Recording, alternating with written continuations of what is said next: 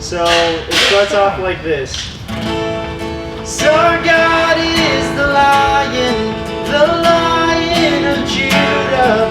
He's roaring with power and fighting our battles. And every knee will bow before Him. 'Cause our God is the Lamb that was slain for the sins of the world. His blood breaks the chains. And every knee will bow before the Lion and the Lamb. Oh, every knee will bow before Him. Yeah, good job, guys. You guys got that? He's called a cow. It's gonna be one of those nights. All right. It's gonna be a short message.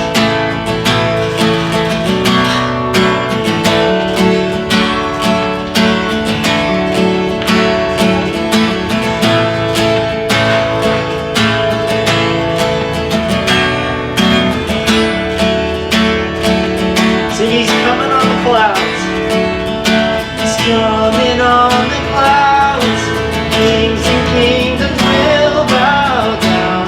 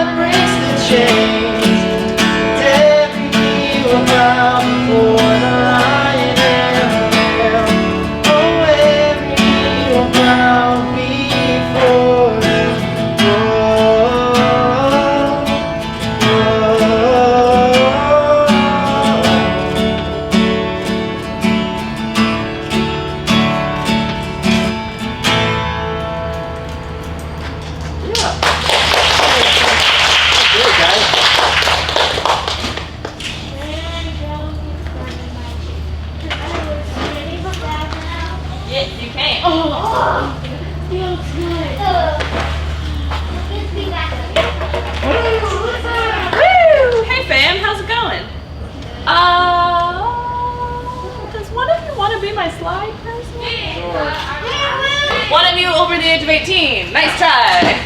I'm not over the age of 18. It's a fair point. It's a fair point. Okay. You probably have slides. I only have 2, so it's not like they're hard. So hi everybody, how's it going? Good. Yay! For those of you who don't know me, my name is Alyssa, and I think that you all are pretty awesome. Hi Dylan, thanks for saying hello. So who remembers what our series is about right now? I saw Leyland. The fruit of the Spirit, yeah girl. And who knows where the fruits of the Spirit are found in the Bible? I was giving you a big hint there. Awesome! It's right there for you, yeah. They are found in the book of Galatians, which is in the New Testament, and it is a letter that Paul wrote to the church in Galatia. And that is where it's listed. So what was the last topic that we talked about? What was Mark's talk about a couple of weeks ago? Abby? Love. Love! And does anybody remember anything about love? Love is patient. What? Love is patient. Love is patient. That's a great point. Love your neighbor as yourself. Love your neighbor as yourself. See, we got some listeners here. There we go. There we go. All right, well, the next fruit of the Spirit that comes up in this passage that is found in the book of what? Galatians. I heard so many other words other than Galatians because I think other people are maybe talking. So what book is it in? Galatians. There we go. Okay, so the next fruit of the Spirit that is in the book of Galatians is love, and then up next is joy. So that's what we're going to talk about. And I'm super excited about it because I really like joy. I don't know. Do you guys like joy?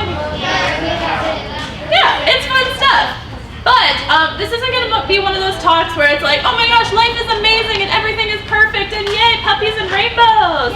Even though puppies and rainbows are awesome. So like, those are great things. No shade to puppies or rainbows. Especially double rainbows. It'd be pretty cool if they made double puppies, but I don't think they've got those yet. Okay, but we can all kind of agree that life is hard sometimes, right? And especially even if your life has been 100% picture perfect, literally nothing has gone wrong ever up until this point, we're living in a pandemic and that's pretty hard, right? Okay, so we can all agree that sometimes joy is a little bit hard to find. And so for today, we're going to look at what the Bible has to say about joy, and we're going to look at one passage in the Old Testament and one passage in the New Testament so that we can see what joy looked like before Jesus came and as well as after Jesus came. Kind of give us like a well-rounded little circle thing. But we're going to start in the Old Testament because it's old and it's first in the Bible, and why not? And I decide so. Yes, Alami. What? Look like cream. I do not. I'm sorry about your luck. Maybe we're bug spray next time. We have bug spray over here if you want it. Do we still? Okay. I mean, Okay. Until after the lesson. yeah. You'll live. I so promise that you will live. Okay. So our Old Testament verse, we're going to circle back and we're going to focus for as long as you can. And I'm going to try to make it fast because I think we're already starting at it. Anyway, so our first passage comes in the book of Psalms. And who knows anything about the book of Psalms? Who wrote the book of Psalms? Elise.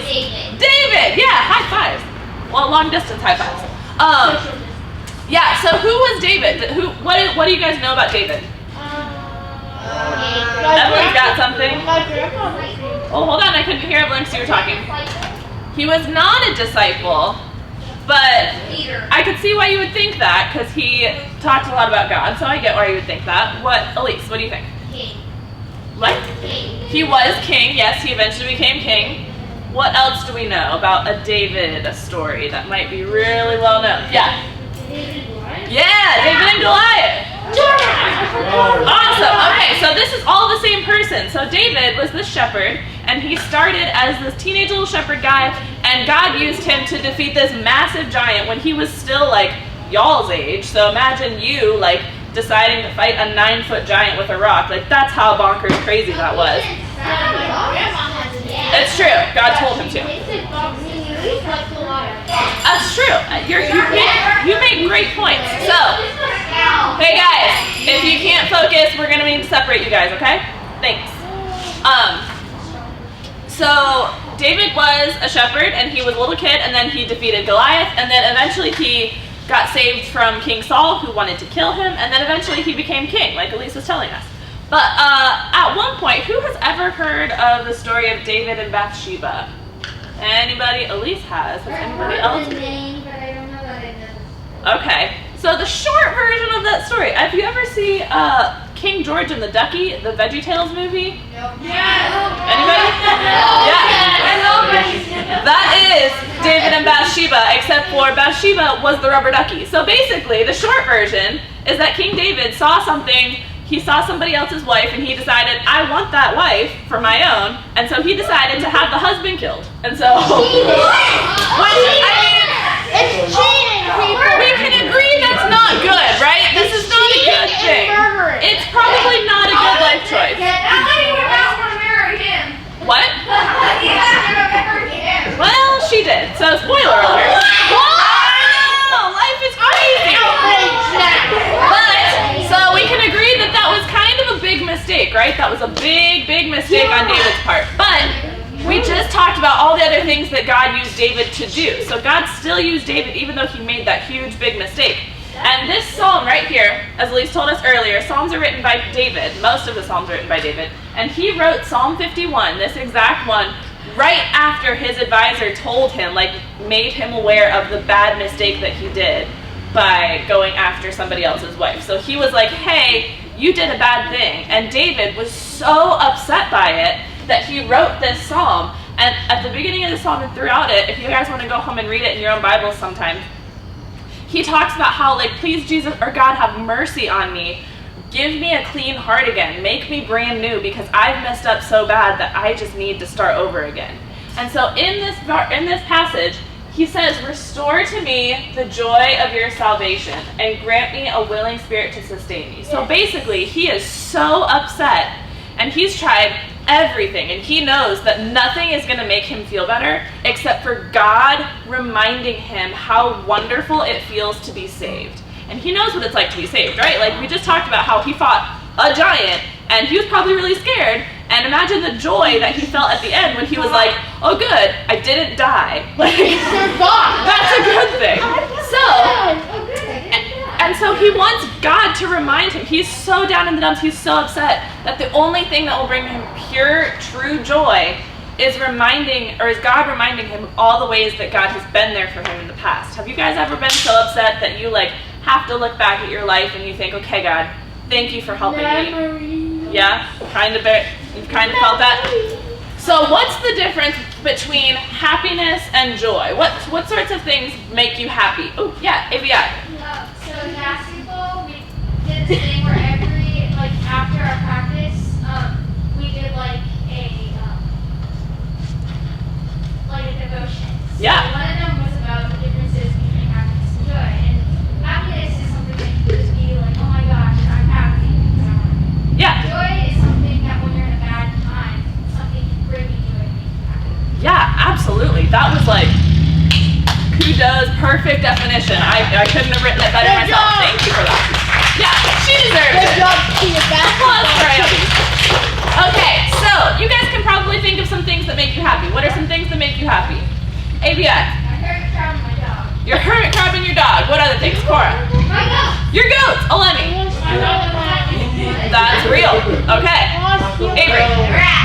Giraffes? Oh, I was like, giraffes make me happy too. Briar. Oh, that's so true. Evelyn. Your friends. Cora. Yeah, Elise.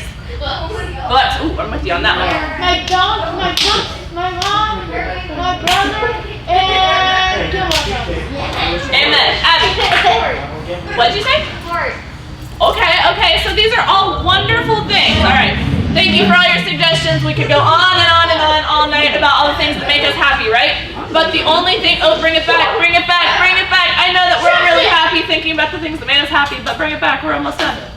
The only thing, all of those things are awesome things, and it's great that they make us happy, but the only thing that can bring us true joy is God, right? That's why it's a fruit of the Spirit, is because it is directly from God. It's a gift from God, and it is joy is a gift for us from the Holy Spirit that God is present in our lives. So you can think of it that way, like gift, present, joy, get it, all of that. What? Yeah, you'll get it eventually, and if you don't, it's okay.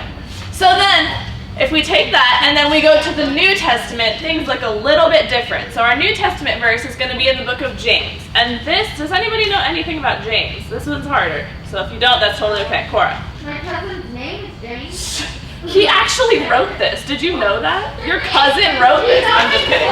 That's not true. Yeah, Elise. That's true, actually. Wow, good. Wasn't expecting that, but okay. What else? Oh yeah! I know. I was like, man, good work. Okay. Yes, Abby. He was a person. Okay, so James was a disciple of Jesus, and so he wrote this letter. And in the beginning, you can see that this is James 1:2. So this is the second verse of his letter. But the first verse is just kind of like a dear Naomi or whatever. It's not like any actually like part of the letter. So this is how he starts his letter. Instead of saying like, oh guys, listen, hold on. Instead of saying like, hi, how are you? How are things? He's like, hey, consider it pure joy when life is hard. Like, who says that? You don't even like walk up to somebody and be like, hey Dylan, consider your life really, really happy when your life is hard. Like that, you don't say that. That's not how conversations go. And if James said this to David, I'm pretty sure David would punch him in the face. Be like, are you kidding me right now? Like, would you like to live my life? Absolutely not. But, so this is a harder question too, and you might remember it if you were here at Outbreak last year when we were talking about the books of the Bible, but who knows what language the New Testament was written in? Hebrew. Close. What's the other one? There's only one. Cora. French. So close. Brayden. Jewish. This is really tricky, so it's okay if you guys don't know. He did? Ah, it's okay. It'll come back to you. Starts with a G. It does start with a G. Hey! Good job, guys. Okay. Good work. You got there. Okay, so the Old Testament was written in Hebrew and the New Testament was written in Greek. So in order for us to understand this verse better, we kind of need to understand what was actually written in the first place, right? Like if somebody tried to like translate your guys' text messages to another language, they'd have to look at your first text to see what it said in the first place. What'd you say? I couldn't hear because everybody else was talking. What'd you say, Cora? A lot of the time I can't understand text messages and I'm like, yeah, cool. See? Abbreviations, they're overrated. So, if we look at how this is written in Greek, it's actually, instead of calling it pure joy, they actually use a word that means being aware of God's goodness. Because they didn't have a word, and the best thing that we could do in English is come up with joy. But really what he's saying here is saying, when life is hard, don't forget to be aware of God's goodness. And how true is that, right? Like when you are in a really, really bad mood, or when life is just super hard, the best thing that can help you get out of that and the best thing that can give you more joy is being made aware of God's goodness. I was doing a devotional the other day, just like Abby was, and it was talking about how the best thing to put more joy in your life is to put more God in your life. And I've experienced this firsthand. So every time my life is hard, or every time I'm really, really sad, or I'm really cranky, it's because I'm far away from God. And this happened just actually a few months ago. I was really, really cranky for absolutely no reason. Just like 2 weeks, completely cranky. I was getting mad at everybody all the time. I wasn't sleeping very well. I was eating really bad food. It was just like, a miserable couple weeks in my life. And I noticed, hold on just a second. I noticed that it was because I hadn't been doing my devotions with God. I hadn't been spending time with God. And then actually what happened is it ended up being leading up to Virtual T-Zone Week. And so we spent that entire week reading the Bible with each other and singing worship music and serving our neighbors. And I noticed that I instantly started feeling better. It's a true story. I instantly started feeling better. The more that I put God in my life, the easier it was to be happy. And the easier it was to like feel good and get back to feeling good again. Yeah, Cora.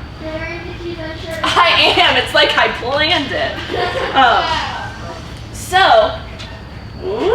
And we're on the back now.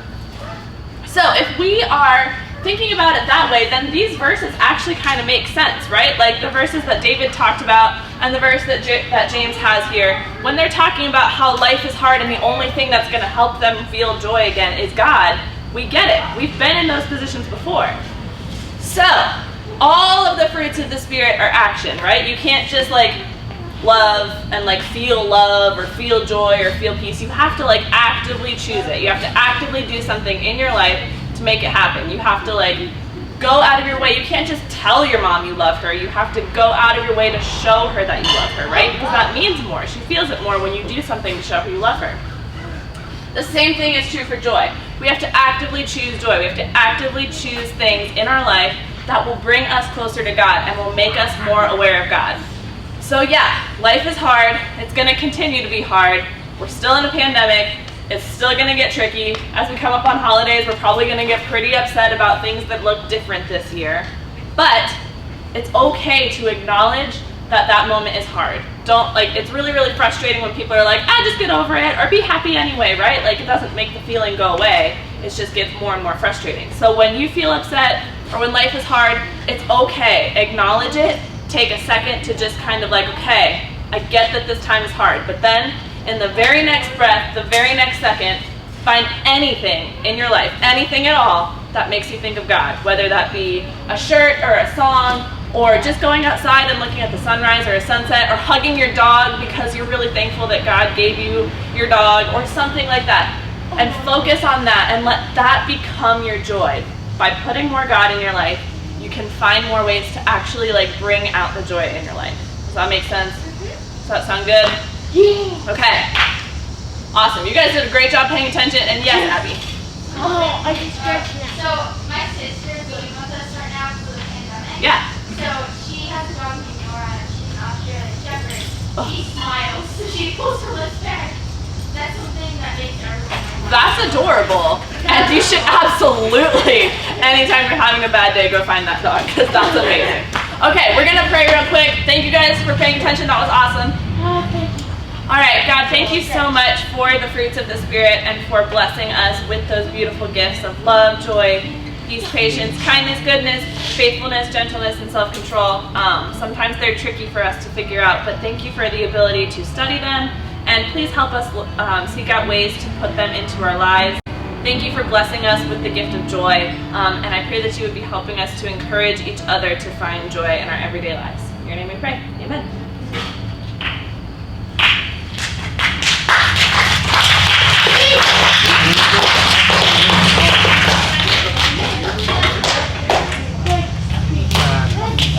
And now we stretch.